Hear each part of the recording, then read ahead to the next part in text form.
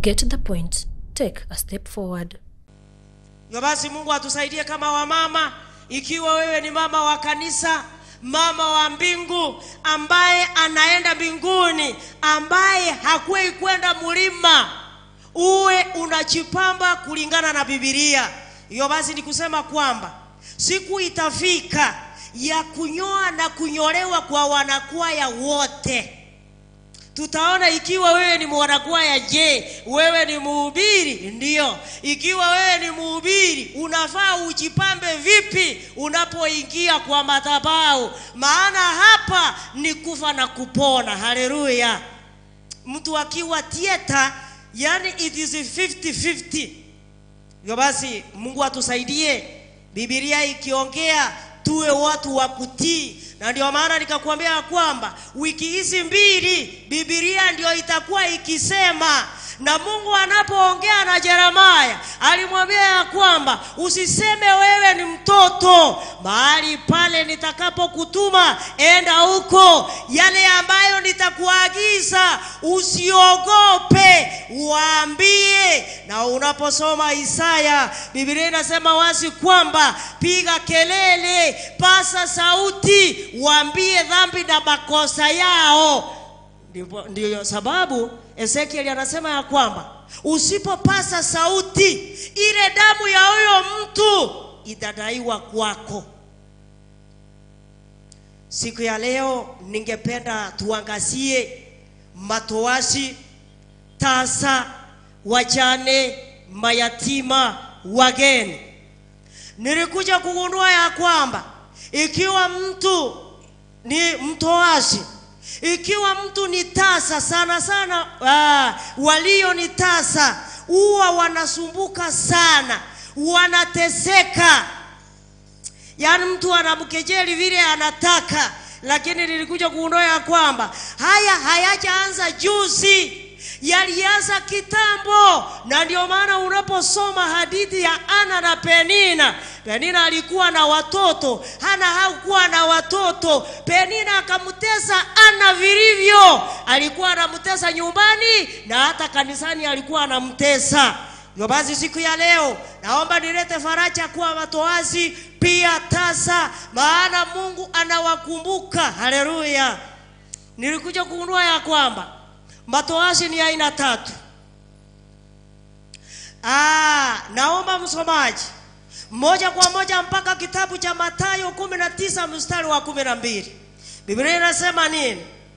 Inasema maana wako matowashi waliozaliwa hali hiyo toka matumboni mwa mama zao. Yes. Tena wako matowashi. Sasa tena wako matowashi waliofanywa na watu kuwa matowashi. Waliofanywa na watu, waliorogwa na watu wakawa matowashi. Tena wako matowashi waliojifanya kuwa matowashi. Waliojifanya kuwa matowashi kwa ajili ya ufalme wa mbinguni. Kwa ajili ya ufalme wa mbinguni. Kama Paulo, ikiwa umejifanya kwa ajili ya mbinguni, uwe unajifanya usiku na mchana. Lakini wengi waliojifanya matoazi, wao ni matoazi mchana, lakini usiku ni sawasawa na yeyote yule. Yo basi Mungu atusaidie. Kuna baadhi hata ya wamama waliojifanya tasa. Ni kwa sababu gani? Yeye alipokuwa msichana alikuwa anafanya abortion every now and then. Ikifika miezi 3 anatoa, ikifika miezi 2 anatoa, miezi 6 anatoa. Sasa tumbo yake ikazoea ya kwamba inabeba uzito wa miezi 6 inaanguka. Alafu unasikia kidai kwamba hata sijui ni nini inaendelea. Unajua ni nini inaendelea, maana wewe ndio ulisababisha hayo. Ikiwa wewe ni mama wasichana, kazi yako ni kuenda kliniki na wasichana wako. Msichana akikwambia kwamba mama niko na shida, wewe unaijua, ambapo mzee hawezi jua, because wao wako na sensi 5. Hata akisengenywa, yeye atasengenywa akiwa. Lakini ikiwa makosa yamepatikana, yale wa mama tunajua, na unaambia msichana wako ya kwamba enda ona nazi huko, wacha ashinde akiona nazi, siku itafika huyo nazi hatakuwa. Naomba Biblia iseme 9 mstari wa 14. Hosea 9 mstari wa 14. Biblia inasema wape Bwana. Bwana. Utawapa kitu gani? Sasa utawapa kitu gani? Wape tumbo lenye kuharibu. Wape tumbo lenye kuharibu. Mimba na maziwa makavu. Na maziwa makavu. Msichana anafanya harusi. Ukimuangalia unashangaa, na huyu kweli ni msichana mdogo, na mbona kivua ni kikabu? Ni kwa sababu gani? Yeye alianza hayo maneno kitambo, na wamama wengine uerevu. Yeye anamfanyia family planning ya miaka 5 ili aweze kumaliza shule. Anadai kwamba mimi sina wakati wa kulea wajukuu. Kitu Mungu atafanyia msichana wako kizuri. Ataolewa mahali yani watu ni matajiri, ako na kila kitu, lakini hana mtoto. Ndio maana Hosea anasema wape kile wanastahili wapate, ili anapokumbuka, anapoitishwa mtoto, anakumbuka ya kwamba haya ni mama aliyasababisha, ni juu yako na ni juu yangu tulio na wasichana. Kifika miezi 3 inatoka, miezi 6 inatoka. Mungu amepeana sababu, wewe ndio ulijitakia. Na ndio maana wahenga wakanena, msipa wa kujitakia hauna nini, ni juu yako. Mungu atusaidie. Matoazi wengine ni wale walifanywa na watu, wenda ikawa alirogwa. Lakini naomba nilete faraja ya kwamba watoto wako ni wengi mbinguni. Naomba Biblia iseme, je, waliotaza watafanya nini ili waweze kuona watoto wao? 56 verse 4-5 Isaya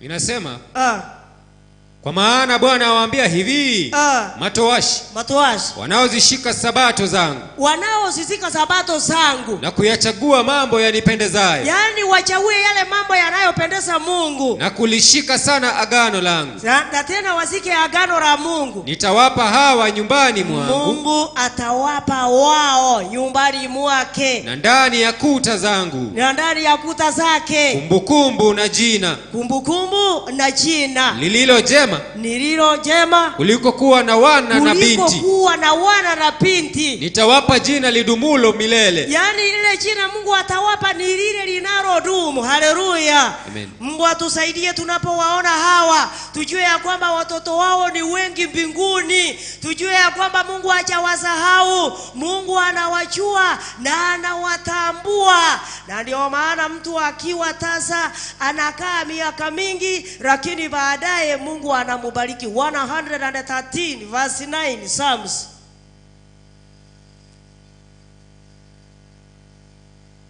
Biblia inasema huweka nyumbani mwanamke aliyetasa, awe mama ya watoto, mwenye furaha. Yani Mungu atamuweka na yeye awe mama watoto. Hivyo basi Mungu atusaidie tusije tukaona kama mizigo. Yani mama unasikia akimsengenya, akiongea vile anataka, maana huyu hakupata watoto, hawezi tuma mtoto wake. Hivyo ndivyo alivyofanya Ana. Lakini unaposoma Biblia hautasikia watoto wa Penina wakitajwa mahali. Lakini mtoto wa Ana ambaye ni Samueli, yeye ndiye aliongoza Waisraeli. Mungu atusaidie hawa tuwaone na wao kuwa watu wa Mungu, na Mungu pia atawatendea jambo moja. 54 verse 1 Isaya. Kuna jambo moja tena Mungu atawatendea. Imba wewe uliyetasa, imba wewe uliyetasa, wewe usiyezaa, paza sauti yako kwa kuimba, paza sauti yako kwa kuimba, piga kelele, wewe usiyekuwa na utungu, maana watoto wako aliyeachwa ni wengi kuliko watoto wake, yeye aliolewa, asema Bwana. Haleluya. Akaromo kungu akonya gatera mokungu tabwati omwana tetanjira na etire na yagwatera na boli we na kindaralie yagende turo. Haleluya wagira. Ndaba ngira bakongo kyumo gomba nywa mugoja muoye akoro le nyangi etali muimali. Lakini aletere ebibunge ebi elinde nayo manyenga no nyombo gombora ororo Nyasaye nakora tenga ki. Basi ikiwa umemuoa mwanamke ambaye hasai, Mungu anamkumbuka, Mungu anamjua. Hata Biblia inasema ya kwamba ikiwa atamtumainia Mungu, atamtegemea Mungu, kuna jambo ingine tena atamtendea. 1 Samuel chapter 2 verse 5. Biblia inasema nini? Biblia inasema walioshiba wamejikodisha ili kupata chakula. Na hao waliokuwa na njaa, sasa waliokuwa na njaa wamepata raha. Naam. Huyo aliyekuwa tasa, sasa aliyekuwa tasa amezaa watoto 7. Na yeye aliyekuwa na wana wengi amedhoofika. Wanawake wamemuacha. Na ndio maana anayejidai ya kwamba mimi nilipata vijana wengi, mimi ni shujaa, lakini aliyepata wasichana akiwa mgonjwa, wasichana wanakimbia, lakini vijana wanapiga simu wakiuliza huyu mama anaendeleaje? Mama ako hospitali ama ako nyumbani? Wao wanaongea kwa simu, lakini msichana anasema ya kwamba wacha niingie nyumbani nimuone uso kwa uso. Basi Mungu atusaidie. Na ikiwa mtu ni tasa na ameamua kununua mtoto, it is biblical. 25 verse 45 Leviticus. Inasema tena katika wana wa wageni, sasa tena katika wana wa wageni wakaao kati yenu mtajinunulia. Na katika jamaa zao, sasa katika jamaa zao walio pamoja nanyi, waliowazaa katika nchi yenu, wao watakuwa milki yenu. Hivyo basi ukiona mtu amenunua mtoto hajatenda dhambi, maana Mungu anawaambia Waisraeli wanunue watoto. Basi ikiwa Mungu amekubariki, mwingine muonee huruma, muombee mema. Usipomuombea mema, ukifurahi ya kwamba hilo ndilo, Biblia inasema wazi, usifurahi juu yangu, nitakapoanguka nitafanya nini? Nitasimama tena. Moja kwa moja naenda kwa wachane na wamama wale ambao wanajisimamia, single mothers. Haijalishi ilikuwa namna gani mpaka ukajisimamia, lakini unajisimamia. Mwingine ni mchane. Wachane ni tofauti. Wachane ni wengi katika ulimwengu, lakini naomba nilete yale maneno yaliyo ndani ya Biblia kuhusu wachane. Mama akifiwa mwanaume, yeye alikuwa mshiriki wa kanisa, tena mzuri, mwenye nguvu, shujaa, lakini mume wake akizikwa, anaenda ile sabato ya kwanza, anazimu kanisa, anawaambia kwamba nawashukuru nyote kwa yale mlinitendea wakati mume wangu aliaga. Mungu aweze kuwarejezea pesa zenu, nguvu zenu, Mungu awabariki, awazidizie. Yani anawaambia maneno yote. Alafu the following Sabbath anaaja kanisa kabisa.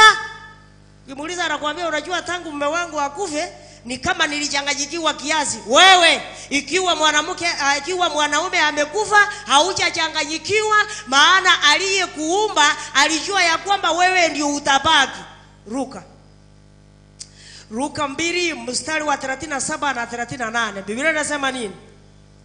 Inasema naye ni mjane. Sasa naye ni mjane huyu Ana wa miaka 84. Miaka 84, 84 years. Haondoki katika hekalu. Yeye hakuondoka katika hekalu. Ila waabudu usiku na mchana. Yeye alikuwa anaabudu siku na mchana. Kwa kufunga na kuomba. Huyu alitokea saa ile. Akamshukuru Mungu. Hiyo tu.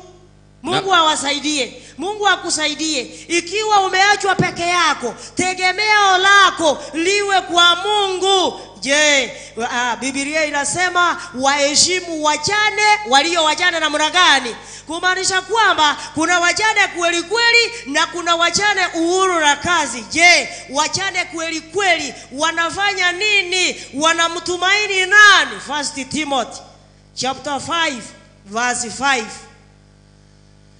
Timotheo wa kwanza 5 mstari wa 5. Basi yeye aliye mjane kweli kweli, sasa aliye mjane kweli kweli ameachwa peke yake, ameachwa peke yake, huyo amemwekea Mungu tumaini lake. Tumaini lake ni kwa Mungu tu, naye hudumu katika maombi na sala. Sasa kazi yake ni maombi na sala mchana na usiku, mchana na usiku. Hiyo ndio kazi ya mjane aliye mjane kweli kweli.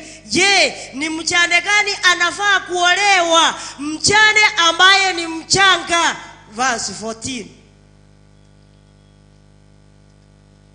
inasema basi napenda wajane. Sasa Paulo anapenda wajane ambao si wazee, waolewe, wazae watoto, wawe na madaraka ya nyumbani, ili wasimpe adui nafasi ya kulaumu. Hivyo basi ikiwa mjane ameachwa ni mchanga, Mungu amemruhusu aolewe. Lakini isipowezekana, ikiwa ameachiwa watoto na ameamua kuwatunza hao watoto, awatuze, lakini awe mjane kweli kweli. Mungu atayabanga na bango nyara kulenda bana. Hayo si ya kwenu. Niliwaambia yaliyo ya kwenu mtayapata kwa Kiswahili, yasiyo ya kwenu mtayasikia. Msijali, tuko pamoja. Okay. Mungu atayabanga na bango nyara komenya. Oruo manyago chako menye kenyoro, o manya korubani kenyoro, anko taiyo, mwana taiyo, endugu taiyo, ngokwa igure kinare ngo chako teba, elindo leta maemba no balio bibeka mone bituma, bono no tebi kunga chore nuzukiro toraira maemboka, ngochora ngoko na tinga ki.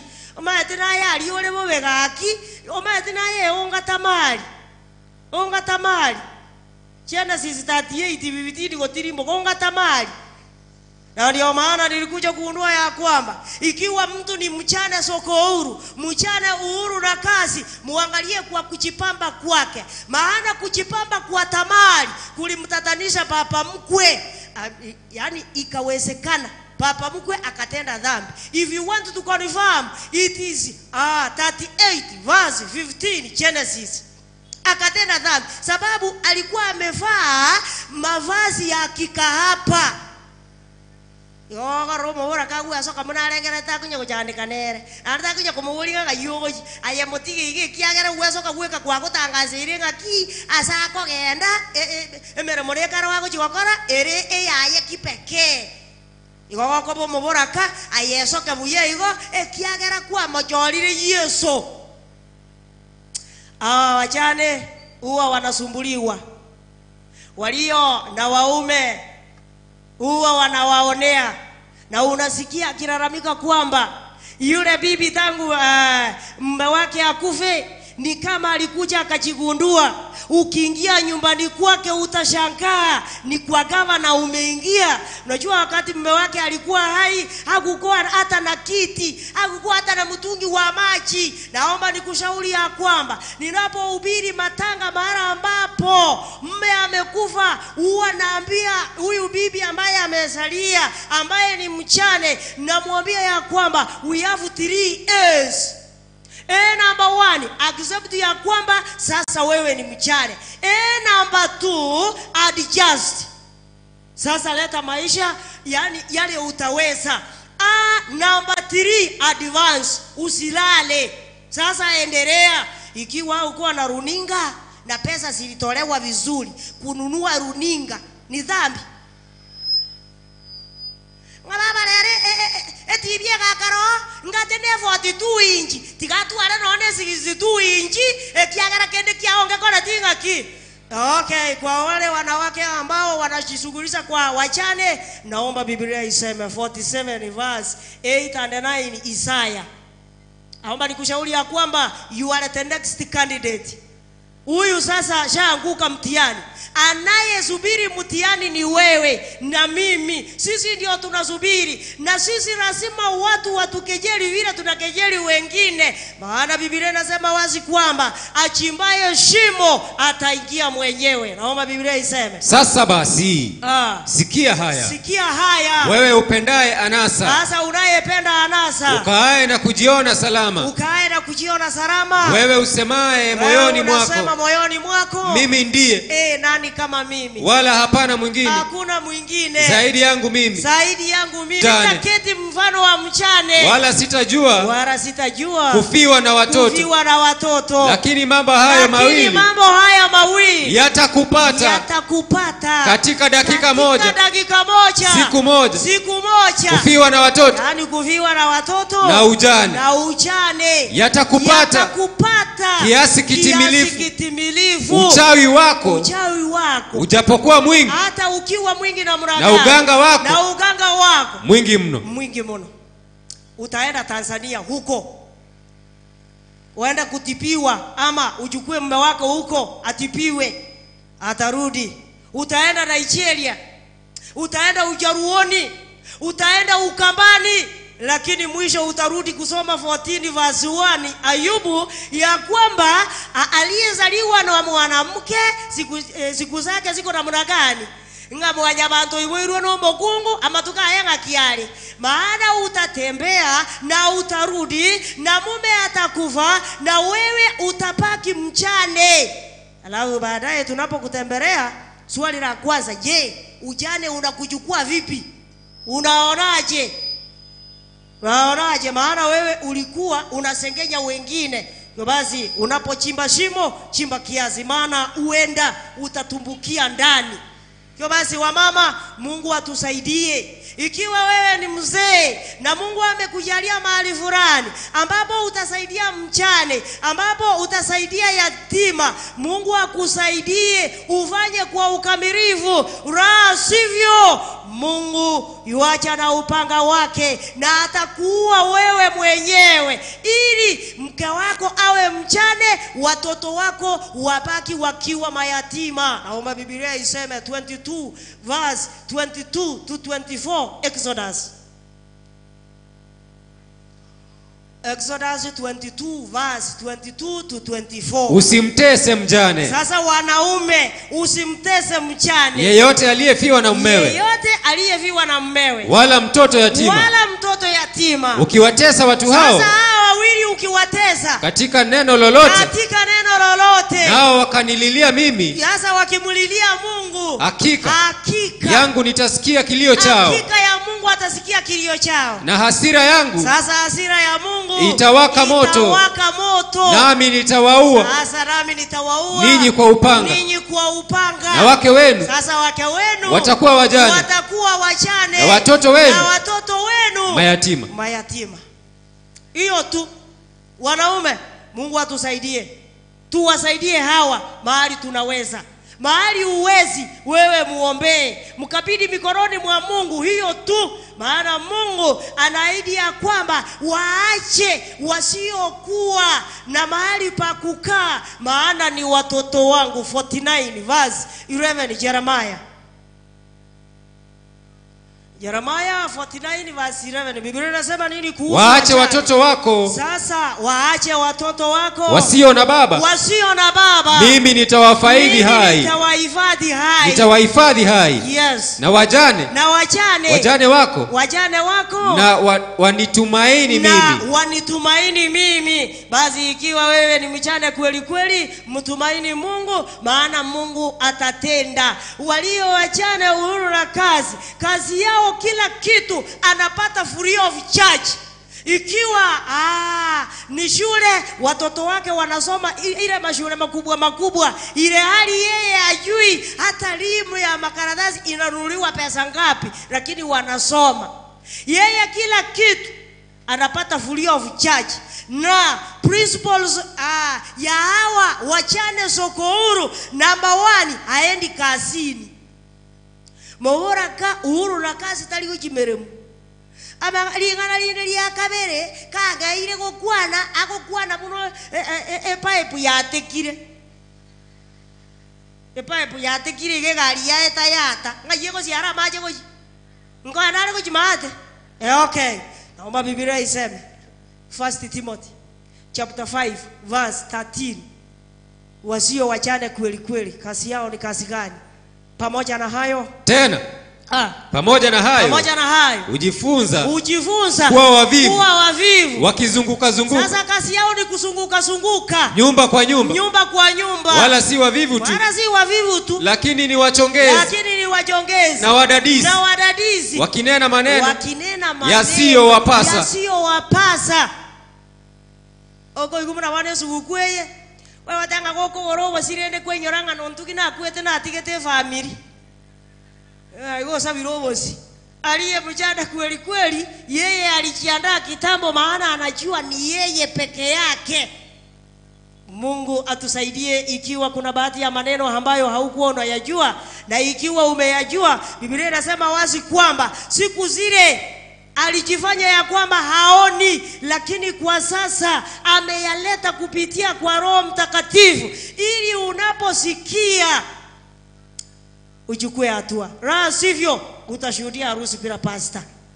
Kuna baadhi ya watu wanatesa wajane, wanatesa wageni, wanatesa mayatima wakidai kwamba hata wakimulilia Mungu hatasikia, hata wakimulilia Mungu hataona yale mambo wanaowatendea. Naomba nikujulishe ya kwamba hakuna tendo lililo siri kwa Mungu lile ambalo unamtendea mjane wala mgeni wala yatima. Naomba Biblia iseme 94 verse 6 7 8 Psalms.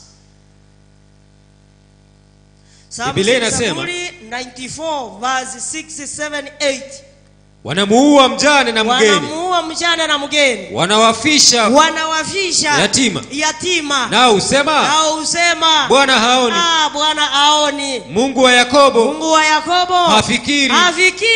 Enyi wajinga miongoni mwa watu fikirini. Sasa fikirini enyi wapumbavu lini mtakapopata akili. Aliyelitilia sikio mahali pake akalitia mahali pake asiweze kusikia. Aliyelifanya jicho aliyeumba jicho akalitia mahali pake asiweze kuona. Awaadibuye inabidi mataifa asikemee amfundishaye mwanadamu hiyo tu asijue. Bwana anajua mawazo ya mwanadamu. Yani Bwana anajua mawazo ya mwanadamu ya kuwa ni ubatili. Mungu atusaidie tujue ya kwamba yale ambayo tunawatendea Mungu anayaona. Yani mzee mzima anaamua anaharibu mpaka ya shamba akidai kwamba hawa watoto wazazi hawako, na vile wazazi hawako sasa mimi ndio nimebaki. Anaharibu, wakimuuliza anaanza kuwajibu vile anataka vita. Naomba nikushauri ya kwamba kesi ya wajane, kesi ya mayatima inahukumiwa toka mbinguni. Ndio watawala wa ulimwengu hawatawasaidia, yani hawatawapigania, lakini watapiganiwa kutoka mbinguni na utajua ujui. Naomba Biblia iseme 23 verse 10 and 11 Proverbs. Mithali 23 mstari wa 10 na 11. Usiondoe alama ya mpaka. Sasa walio wazee usiondoe alama ya mipaka wa zamani wala usiingie. Sasa ikiwa wewe ni unapenda kuondoa maana hauna heshima na mipaka, sasa usiingie katika mashamba ya yatima kwa sababu mkombozi wao ana nguvu atawatetea juu yako. Haleluya.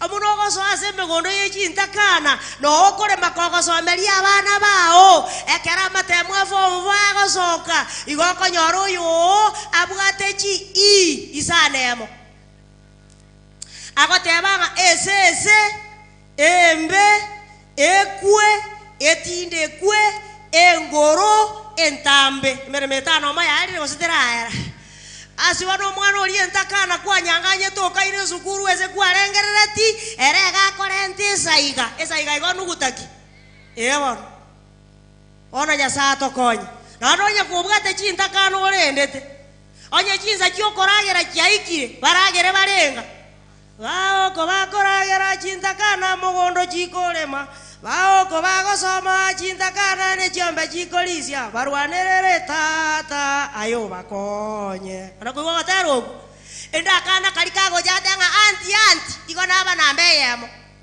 elinde kalikaye kagocha kalienseka gatebanga mami igona abana abaibere gochiarali kwa iwo mukungu kweroranga na baba ali mwabu bagochaete o mana bamochaete kei gokorosie turungi okwa chindakana onye kwareta tachikangumu baebonzi onye tolikomoa aye mutiganywe turungi ensa na kao kae kangumu kago ikekerazime obongo buomete buna kangumu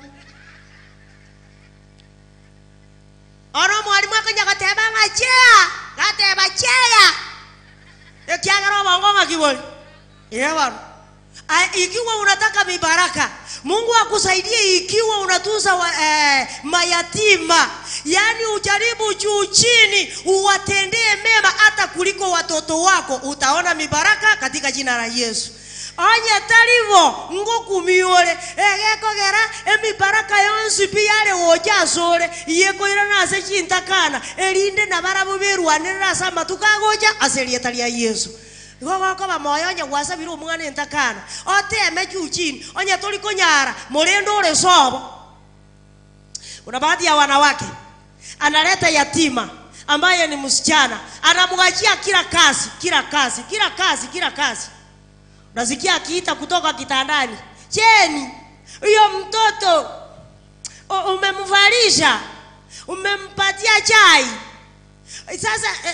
sasa pikipiki iko kwa gate si umupeleke huko maji yanko umeweka kwa bavu yani yeye kazi yake ni kuimba kutoka kwa kitanda walio wake kazi yao ni kusoma kwa meza naomba nikushauri ya kwamba marriage is a university whereby there is no graduation hallelujah ikiwa mtoto wako kazi yake ni kusoma katika ndoa hatafanya chochote na itabidi mke wa pili haletwe ni kwa sababu gani msichana wako ni wa pesa na huyu sasa ni kufanya mambo na nyumba sababu haukumfunza hata asome namna gani hata aende chuo kikuu wacha arudi aanze kufanya mambo kwa nyumba na yeye ajue ikiwa nyumba ni kubwa kuisafisha mpaka iwe laini ni kazi ngumu ajue ya kwamba hata nikikuja kuwa na mgeni sitamturidi vibaya maana hata na yeye kumbe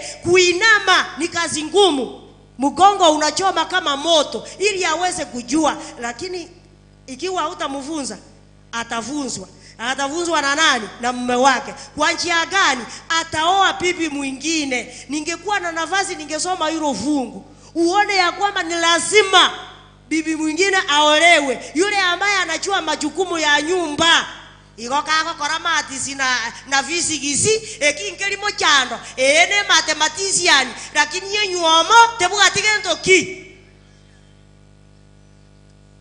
sasa yaliyo ya kwenu ndio hai ikiwa Mungu ametujalia tuko na hawa watoto mayatima na tunawatunza ikiwa ni shuleni waende sawa sawa na watoto wetu ikiwa ni kuwafalisha tuwafalishe vizuri maana hata na wao yani wanajidharau wakati wanaona wamekuwa humiliated hiyo basi Mungu atusaidie ikiwa sisi ni watu wa Mungu hawa tuwaone vizuri 19 verse 33 to 35 Leviticus inasema nini juu ya wageni maana mtu ameleta mgeni amemwajiri kazi anamfanyia kazi ya nyumba yani mgeni anafanya 24/7 kama mchawi yeye hana wakati wa kupumzika mama anakuja kanisani siku ya Sabato anaacha mgeni yeye akishughulikia ng'ombe mgeni akishughulikia mambo na nguo mambo na nyumba maana atamulipa mwisho wa mwezi alafu baadaye sijui mbona huyu mama azisome Exodus 20 verse 8 to 11 ya kwamba hata mgeni aliye katika mlango wako na yeye afanye nini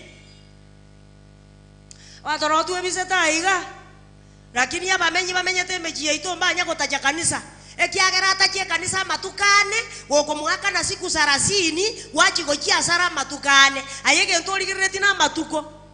Naomba Biblia iseme na mgeni akikaa pamoja nawe. Sasa mgeni akikaa pamoja nawe katika nchi yako, usimdhulumu. Sasa usimdhulumu. Mgeni akae pamoja nawe. Sasa mgeni akae pamoja nawe. Atakuwa kama mzalia kwenu. Atakuwa kama mzaliwa kwenu. Mpende kama nafsi yako. Sasa mpende kama nafsi yako. Kwa maana ninyi katika nchi ya Misri. Mimi ndimi Bwana Mungu wenu. Sasa Mungu ndiye Mungu wetu. Sisi watusaidie ukiwa na mgeni. Yani uacha, yani ile unaona ya kwamba wewe umechoka na yeye jua ya kwamba alichoka, aweze kupumzika. Ikiwa umechinja kuku, wacha na mgeni akule nini? Akungu no wale chito nako nyenyo mamenye ngoko. Akara ya yiro so ako matabinga bwata ayaragira kanyako ga ndoji kurara kwa arosire. Omo ayo suguma age anya kuragira anya ko ndaji kurara. Ijata abase kulia ngoko. Aye imbomo gani yoyo. Kwa yule kirare ko chakoteba.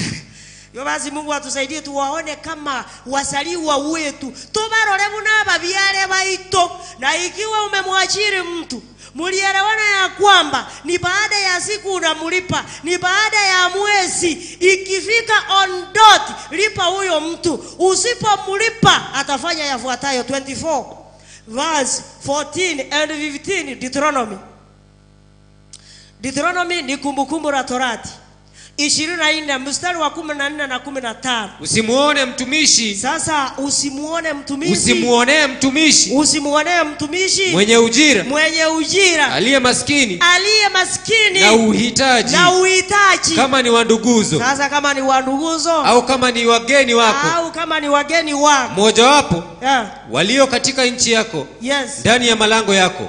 Mpe ujira wake. Sasa mpe ujira wake. Kwa siku yake. Kwa siku yake. Wala jua lisichwe. Sasa jua lisichwe juu yake. Juu yake. Kwa maana ni maskini. Sasa ni maskini. Moyo wake umeutumainia huo. Unautumainia huo. Asije akamlilia Bwana. Ujira wako asije akamlilia Bwana. Juu yako. Juu yako. Ikawa ni dhambi kwako. Sasa ikawa ni dhambi kwako. Ikiwa mlielewana ni baada ya siku, wewe mlipe, aende afanye shopping kidogo kidogo ili aweze na yeye kujimudu kimaisha. Lakini wengi tunawairisha, ngoja wiki ijayo, wiki nyingine, yani miezi imepita mitatu hujamlipa na uchali. Unamwambia sasa si kila kitu mimi ndio nanunua. Sasa mbona unanikaza namna hii? Ikiwa unanunua kila kitu, wewe fanya vile mlielewana. La sivyo atamulilia Mungu na Mungu atatenda kulingana na mapenzi yake. Haleluya. Anyo moto kolige to moto akara mero mubuo. Akara kondo kora, agenda buoye. Na ndo chaka kokale sioro oli kokoligi. Chaka kokale sioro oli to iyo.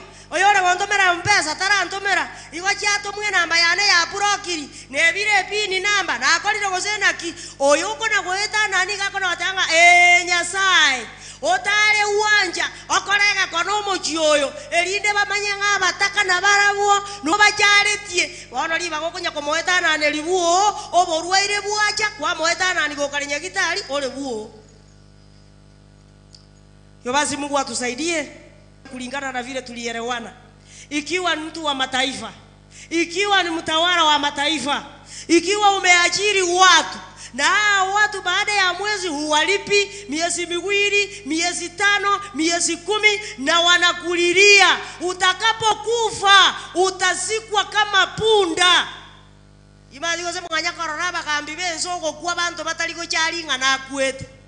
Biblia bateba ngangonyo montoli getabantu. Anya taliko baaka na buya ekerara kwe iyago tinde kubune bunda tago tinde kubuna montole buya. If you want to confirm, it is 22 verses 13 to 19 Jeremiah. Ago tinde kubune bunda utasikwa kama punda, maana watashinda wakikulilia, watakulilia mpaka machozi yaishe. Alafu sasa wakati utakufa watapata machozi yamefanya nini? Ewa, ikiwa wewe ni mtawala usiruhusu watu wakulilie, walipe vile mlielewana ili waweze kukubariki. La sivyo utajua ya kwamba kumbe hata Mungu anajua kila mtu na anamjua, anamjali na anataka apate haki yake. Mungu atusaidie. kwa hao watu wote nimetaja, tuwaone kama watu wa muhimu. Ndio kwetu sisi tunawaona wakiwa na upungufu, lakini Mungu anawafahamu vyema. Na ndio maana Biblia ikaandikwa ili tuweze tujue Mungu anawajua na anawapenda jinsi walivyo. Ndio wewe hautampenda na hata kupendeza, lakini aliyemuumba anampendeza, sababu yeye ndiye alimuumba na hako na sababu la kila kitu. Ikiwa ni tasa, hata ukisoma historia ya Rebeka alikuwa tasa. Mungu alimzuia. Kuna baadhi ya watu Mungu aliwazuia kama Rebeka, lakini Isaka alimuombea mpaka akapata mtoto. Zakaria na Elizabeth walichelewa kupata mtoto. Sara na Abrahamu pia walichelewa, lakini Mungu aliwabariki. Hiyo basi, God's time is the best. Mungu atusaidie sisi sote tujue ya kwamba ufalme wa mbinguni hauna aliyezaa watoto, hauna matoazi, hauna tasa, hauna wachane, hauna wageni. Ufalme wa mbinguni unatuhitaji sisi sote katika jina la Yesu. Mwenyezi Mungu awabariki. Get the point. Take a step forward.